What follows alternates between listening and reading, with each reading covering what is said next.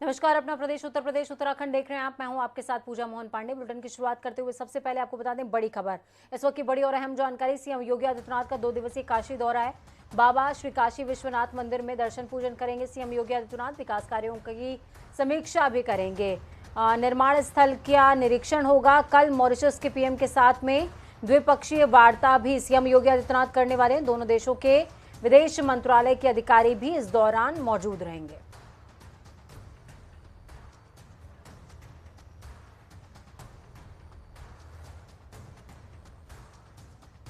एक और बड़ी और अहम जानकारी सामने आ रही है। माध्यमिक शिक्षा निदेशक विनय कुमार पांडे हटाए गए हैं।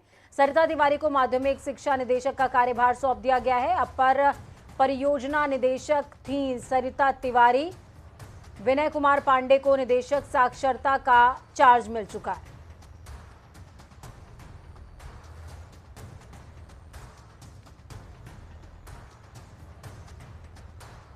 तो लखनऊ से एक और बड़ी खबर सामने आ रही है। सीएम योगी से मिले विधायक राजेश्वर सिंह। राजेश्वर सिंह ने सीएम योगी का आभार इस दौरान व्यक्त किया है। एनसीडीसी की स्थापना के लिए आभार व्यक्त किया। सरोजनी नगर की जनता की ओर से आभार व्यक्त किया है। राजेश्वर सिंह ने लॉजिस्टिक पार्क का प्रस्ताव पत्र देकर के निवेदन किया है कि लॉजिस्टिक पार्क इस क्षेत्र में बनाया जाना चाहिए। तो दिल्ली के जहांगीरपुरी में हुई हिंसा के बाद अब उत्तर प्रदेश में संवेदनशीलता बढ़ गई है। लखनऊ में रमजान, अलविदा और ईद और अक्षय तृतीया जैसे त्योहारों को देखते हुए कोई गड़बड़ी ना हो, इसकी कमान शासन में बैठे आला अफसर खुद संभाल रहे हैं। सुरक्षा व्यवस्था के इंतजामातों को परखने के लिए खुद अपर मुख्य सचिव गृह अवनीश कुमार अवस्थी और ADG law and order Prashant Kumar Chowk Kotwali पहुंचे थे। शासन के अधिकारियों के साथ में police commissioner DK Thakur, JCP law and order Piyush Mardia और लखनऊ पुलिस के तमाम अधिकारी इस बैठक में शामिल हुए। बैठक में सुरक्षा व्यवस्था को लेकर किए गए इंतजामातों को बारीकी से परखा गया है ताकि किसी भी तरह की सांप्रदायिक सौहार्द को न बिगड़ने दिया जाए।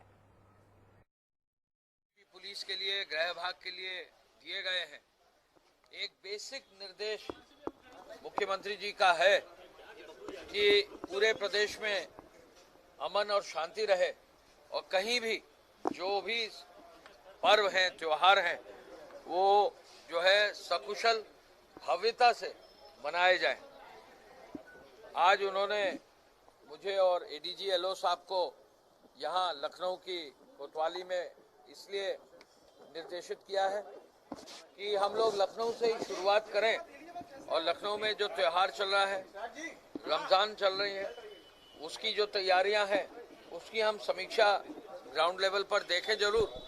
साथ ही साथ अगर आपकी कोई कठिनाई है, आपका कोई सुझाव है, तो उस पर भी हम अमल लाएं। अभी सीपी साहब, उनकी पूरी टीम और सभी थानाध्यक्ष तक वार्ता हुई है।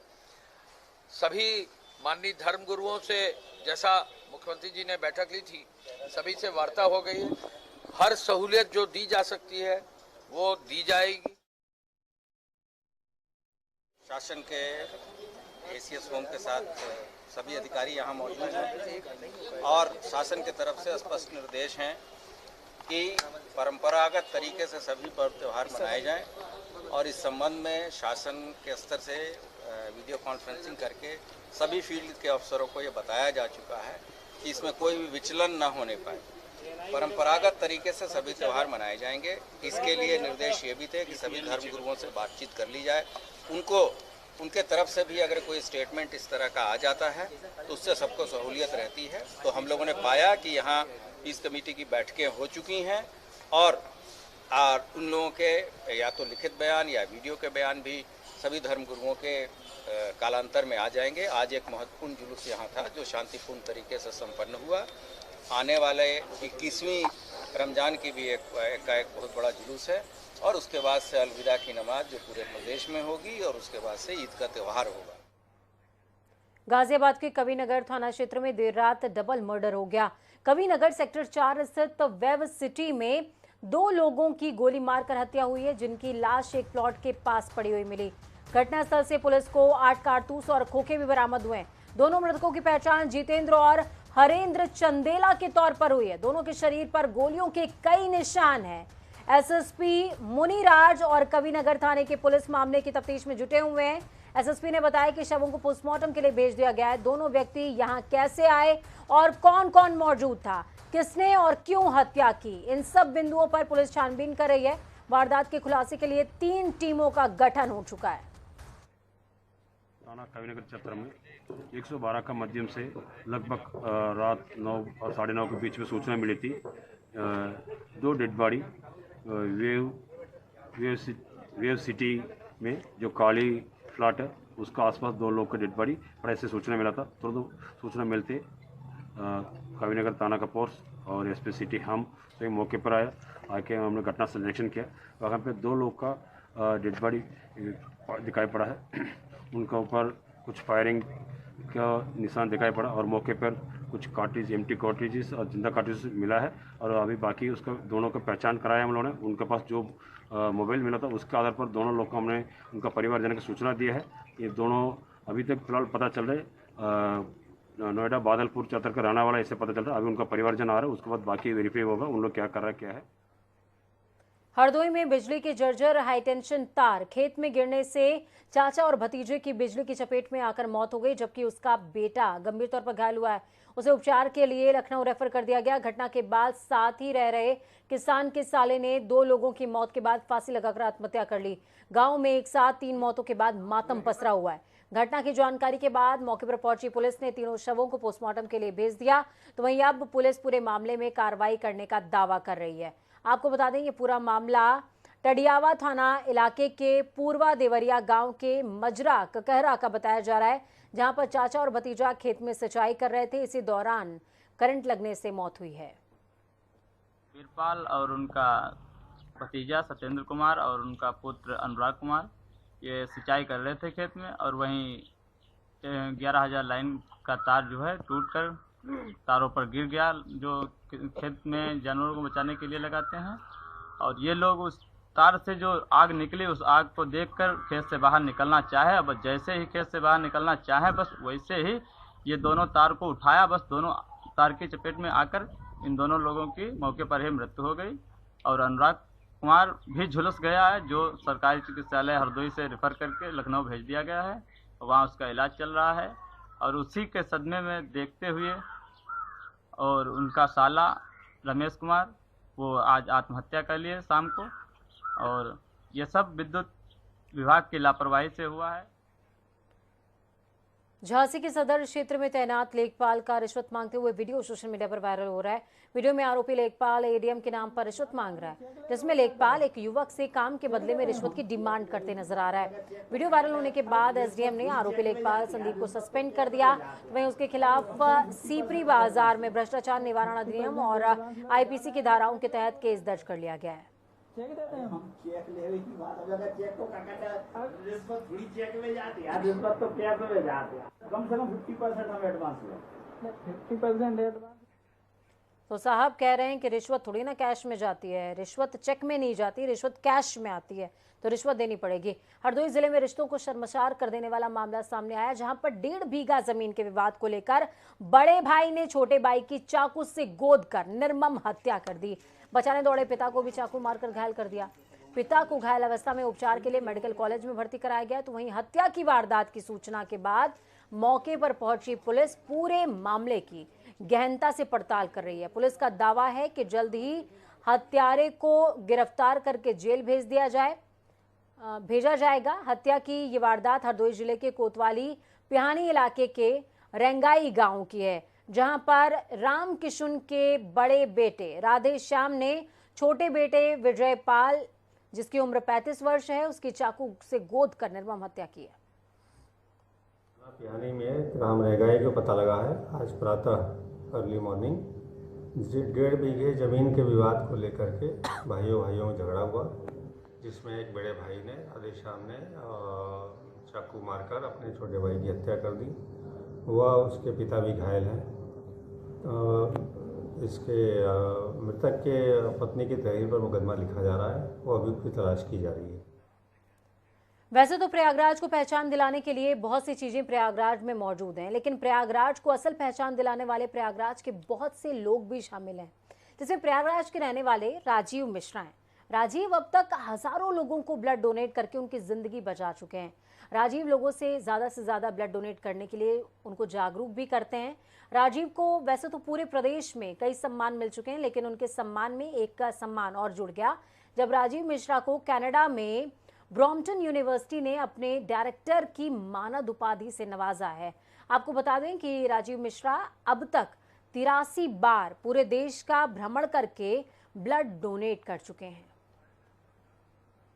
मैं अभी तक 83 बार रक्तदान कर चुका हूँ। देश के विभिन्न राज्यों में जाकर किया हूँ, जैसे जम्मू कश्मीर, कन्याकुमारी, लेह लद्दाख, महाराष्ट्र, बिहार, मध्य प्रदेश, दिल्ली, हरियाणा, असम, पंजाब, राजस्थान तक मैं यात्रा किया हूँ। साथ साथ नेपाल में भी जाकर किया हूँ, छत्तीसगढ़ में भी जाकर किया हूँ, जिसकी दूरी लगभग 57,000 किलोमीटर की मैं यात्रा किया हूँ।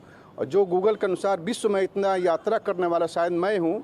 इतना यात्रा कोई नहीं किया रक्तदान करने के लिए और मैं लगभग 21 साल से मैं रक्तदान कर रहा हूँ। जब भैया की मौत हुई थी तभी से मैं रक्तदान कर रहा हूँ।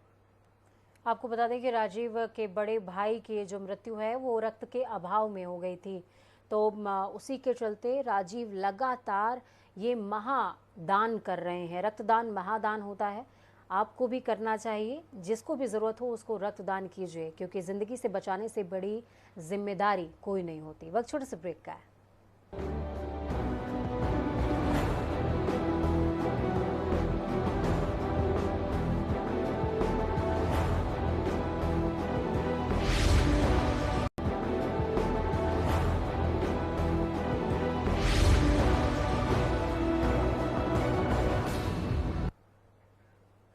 तो ब्रेक के बाद एक बार फिर से आप सभी का स्वागत है। चारधाम यात्रा को लेकर देश दुनिया के जो तीर्थ यात्री हैं उनमें खासा उत्साह देखने को मिल रहा है। कोरोना की पाबंदियां हट गई हैं, ऐसे में इस साल लाखों तीर्थ यात्रियों के चारधाम यात्रा पर पहुंचने की उम्मीद है। तो चारधाम यात्रा के मुख्य पड़ाव ऋषिकेश में भी प्रशासन की तरफ से यात्रियों के लिए तैयारियां पूरी हो चुकी हैं। रेलवे स्टेशन से लेकर बस स्टैंड तक प्रशासन ने व्यवस्थाएं चाक चौबंद कर ली हैं।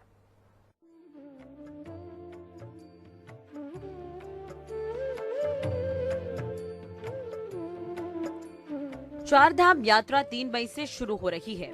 गंगोत्री और यमुनोत्री धाम के कपाट 3 मई को श्रद्धालुओं के लिए खोले जाएंगे, तो वहीं 6 और 8 मई को केदारनाथ और बद्रीनाथ धाम के श्रद्धालु दर्शन कर पाएंगे। तैयारियों की अगर बात करें तो चारधाम यात्रा का मुख्य पड़ाव ऋषिकेश है। यहीं से 4 धामों की यात्रा शुरू होती है। वहीं ऋषिकेश अंतरराज्य बस स्टैंड पर यात्रियों के लिए फोटोमेट्रिक रजिस्ट्रेशन, ऑनलाइन रजिस्ट्रेशन कराने के लिए व्यवस्था की गई है। साथ ही पूछताछ केंद्र संयुक्त रोटेशन यात्रा के जरिए यात्रियों को चारधाम यात्रा कराने के लिए बस उपलब्ध कराने जैसी सुविधाएं बस स्टैंड पर उपलब्ध रहेंगी। वहीं स्वास्थ्य के लिए ऋषिकेश राजकीय चिकित्सालय की ओर से स्वास्थ्य केंद्र बनाया गया है। यात्रा के दौरान परमानेंट डॉक्टरों की विशेषज्ञ टीम यात्रा बस स्टैंड पर 24 घंटे तत्पर रहेगी। चारधाम यात्रा में आने वाले श्रद्धालु ऋषिकेश में फोटोमेट्रिक रजिस्ट्रेशन कराकर अपनी यात्रा शुरू कर पाएंगे। दूसरी तरफ इस बार यात्रा करने वाले तीर्थ यात्रियों की जेब पर अतिरिक्त बोझ भी पड़ेगा, क्योंकि इस बार बस किराए में बढ़ोतरी की गई है, जिससे यात्रियों की जेब पर भी असर पड़ेगा। हालांकि सुविधाएं पर्याप्त प्रशासन की ओर से की जा रही है, ताकि आने वाले तीर्थ यात्री और श्रद्धालुओं के लिए चारधाम यात्रा सुगम रहे। बद्रीनाथ, केदारनाथ, गंगोत्री और यमुनोत्री की यात्रा करने के लिए जो भी श्रद्धालु ऋषिकेश पहुंचेंगे, उनके लिए रहने की व्यवस्था के तौर पर रैन बसेरा बनाया गया है। यात्रा करने वाले यात्री अपने वाहनों के साथ ही न्यू रेलवे योग नगरी स्टेशन पर रेल मार्ग से भी ऋषिकेश पहुंचेंगे। अगर बात करें तो इस बार रेलवे स्टेशन योग नगरी ऋषिकेश भी तीर्थ यात्रियों के लिए आकर्षण का केंद्र रहेगा। वहीं गढ़वाल कमिश्नर सुशील कुमार ने समय समय पर ऋषिकेश पहुंचकर यात्रा की तैयारियों का जायजा भी लिया और अधिकारियों को निर्देश भी दिए। आज चारधाम यात्रा को लेकर पुनः जो संबंधित विभाग हैं उनके साथ बातचीत हुई है, जिसमें पर्यटन है, यूकाडा है, स्वास्थ्य विभाग है, परिवहन विभाग है और प्रशासन के अधिकारी हैं। तो व्यवस्थाओं को लेकर ही बातचीत हुई है कि किस प्रकार आगामी जो चारधाम यात्रा है उनको सुव्यवस्थित करें। मुख्यतः जो परिवहन को लेकर इश्यूज़ हैं उन पर बातचीत हुई है। वाहनों की क्या स्थिति है, पंजीकरण की क्या स्थिति है, काउंटर जैसे पिछली बैठक में हुआ था कि इस वर्ष काउंटर बढ़ाने की आवश्यकता है क्योंकि अधिक भीड़ आएगी। इसी तरह से पर्यटन का जो पंजीकरण है उसके यहाँ पर काफ़ी व्यापक व्यवस्था की जा रही है। इसके अलावा बॉर्डर्स पे भी पंजीकरण की व्यवस्था की जा रही है। कोविड के चलते 3 साल के बाद चारधाम यात्रा पूरी तरह से शुरू होने जा रही है। वहीं यात्रियों के लिए शासन की ओर से तमाम तैयारियों को मुकम्मल कर लिया गया है। जनता टीवी के लिए विकास खरे की रिपोर्ट। कांग्रेस के नवनियुक्त प्रदेश अध्यक्ष करण माहरा का हल्द्वानी में जोरदार स्वागत हुआ। कांग्रेस कार्यकर्ताओं ने स्वराज आश्रम में स्वागत किया। इस मौके पर कांग्रेस प्रदेश अध्यक्ष करण माहरा ने भी कार्यकर्ताओं में जोश भरने की कोशिश करी और कई मुद्दों पर अपनी बात साझा की है। सुनिए। मंच पे तो कोई गुटबाजी नहीं दिखी। हाँ, कुछ लोगों ने बनाया कि कुछ लोग नहीं आए, और वो क्यों नहीं आए उसके मैंने कारण स्पष्ट कर दिए थे। और कल के कार्यक्रम को मिला के हम 16 लोग अभी तक सामने आ चुके हैं, अगर विधायकों को ही इसकी कैटेगरी माना जाता है, और नहीं तो अनुवांशिक संगठनों के सभी लोग थे और विधायक भी लगभग सभी आ चुके हैं। कोई गुटबाजी नहीं है। उस गुटबाजी जिसको गुटबाजी का रूप दिया जा रहा है उसको हम आंतरिक लोकतंत्र कहते हैं। लोगों को अपनी बात कहने का अधिकार कांग्रेस के अंदर दिया जाता है। लाल बत्ती से ज़्यादा जरूरी इस समय लोगों को बिजली और पानी की आवश्यकता है। जो बच्चे एग्जाम देने की तैयारी कर रहे हैं उनकी आवश्यकता है। लोगों की खेती नहीं हो पा रही, सिंचाई नहीं हो पा रही, लोगों को पीने का पानी नहीं मिल रहा है, बच्चे पढ़ाई नहीं कर पा रहे, तो इससे बड़ा दुर्भाग्य और क्या हो सकता है। अभी भी मुख्यमंत्री जी को केवल सत्ता का और अपनी राजनीति का करण का जो है ध्यान है। लोगों के लिए 10 करोड़ रुपये महंगे हैं, लेकिन जो ये 100 लोगों को लाल बत्ती दी जाएगी उन पर जो खर्चा होगा उसका आकलन कर लीजिए, वो इससे कहीं ज़्यादा होगा। आज मुख्यमंत्री जी ने बड़े करुणा भाव से इस बात को कहा कि 10 करोड़ की खरीदनी पड़ रही। क्या पहले नहीं खरीदी गई? ये आज ही हो रहा है। आप ये कहें ना मैंने खजाना खाली कर दिया है, फ्री राशन में, फ्री सब्सिडी के 2-2 हज़ार रुपये देने में, मैंने वोट खरीदने में पैसा खत्म कर दिया है इस सरकार का, ये बोलें, स्वीकार करें। बिजली तो हमेशा खरीदी जाती रहे, और बिजली जब खरीद के देते हैं तो बेचते भी तो हैं, उसका पैसा हमारे उपभोक्ता चुकाते भी तो हैं। और जिस स्थिति में, जिस स्तर से लगातार रेट बढ़े, अभी 1 महीना हो रहा है बिजली के भाव बढ़ाए हुए, बल्कि 1 महीना भी अभी कंप्लीट नहीं हुआ है, उसके बाद ये रोना 10 करोड़ का गलत है।